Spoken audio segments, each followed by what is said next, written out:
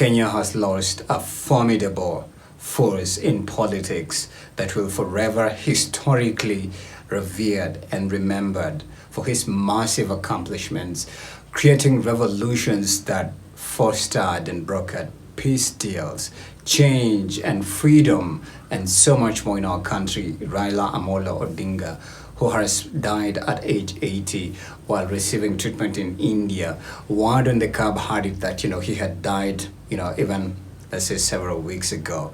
But, there's always something with prominent families when it comes to them delivering news, especially to such a powerful powerhouse, so to say, for lack of a better word, in politics. And, finally the news is out. He died while receiving treatment in India. If we were to reckon some of the things that Raila Odinga has massively had a hand in that have brought change, especially when it comes to the 2010 constitution. He was prime minister in 2008 to I believe 2013. Yeah, he's contested. No, I think that is the election. He's contested for election 5 times, which is something again that will still go down in history.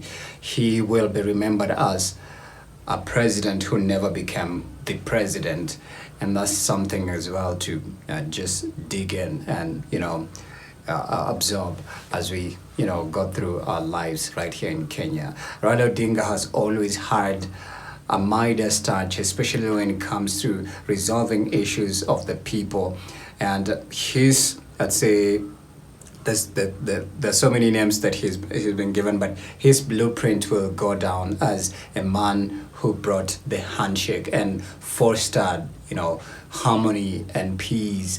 I even remember during the Gen Z protests, he said this need for let's say a conclave of some sorts to ensure that the broker peace deals between the people, wananchi, and the government. He did that as well in the previous government with Uhuru Kenyatta. And then recently as well, he had initiated compensation for victims of police brutality who were shot and killed during the anti-finance bill protest last year, and also during the Sabasaba protest. And then as well, the other day, he was also trying to come up with an initiative where, there's especially areas in the Nyanza region that have not been included in government. They should receive equal opportunities and their voices be heard. He's always played, a massive role in curating a functional opposition. His protests have always impacted the government in so many ways, especially when it comes to change, correction, compensation, representation, and so much more. In fact, a lot of questions are, who will be the man to take after Raila Odinga? What happens next now that Raila Odinga has been removed from the equation? And a lot of people are suggesting Babu Owino, others were saying Sifuna, others were saying Senator Orengo, but it looks like there's no functional opposition.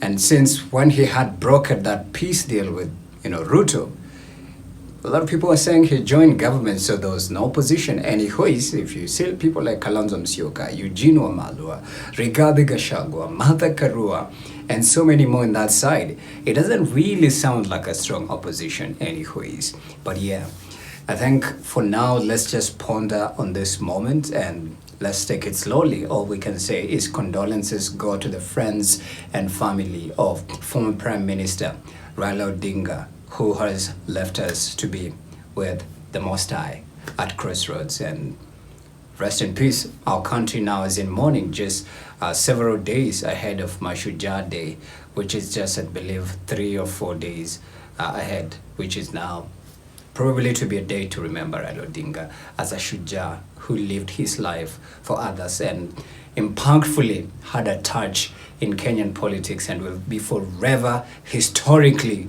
remembered as avant-garde, a man who created a revolution, mostly specifically in our Kenyan constitution.